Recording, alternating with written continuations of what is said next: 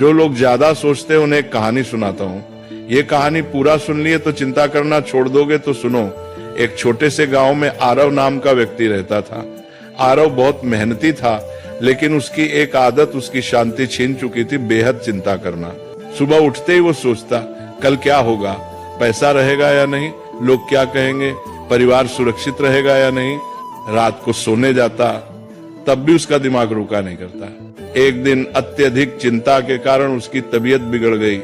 गांव के लोग उसे पास के पहाड़ पर रहने वाले एक संत के पास ले गए। संत बहुत सरल जीवन जीते थे, न ज्यादा बोलना न ज्यादा सोचना। आरव ने संत से कहा, महाराज, मेरा मन कभी शांत नहीं होता, मैं हर समय डर और चिंता में रहता हूँ। संत मुस्कुराए और पास रखी एक मिट्टी की मटकी उठाई। उन्होंने कहा, इस मटकी को पानी से भर दो। आरव ने मटकी भर दी। फिर संत बोले, अब इसे सिर पर रखो और चलो, लेकिन एक शर्त है, अगर एक बूंद भी गिरी तो तुम असफल हो जाओगे। आरव पूरी तरह मटकी पर ध्यान लगाकर चलने लगा। रास्ते में लोग उससे बातें करते रहे, आवाजें आती रहीं, लेकिन आरव ने कुछ नहीं सुना। वह सिर्फ मटकी पर ध्यान देता रहा। कुछ देर बाद संत ने कहा, रुको, अब बताओ रास्ते में कितने लोग मिले। आरव बोला, महाराज, मुझे कुछ पता नहीं, मैं तो बस मटकी बचाने पर ध्यान दे रहा था।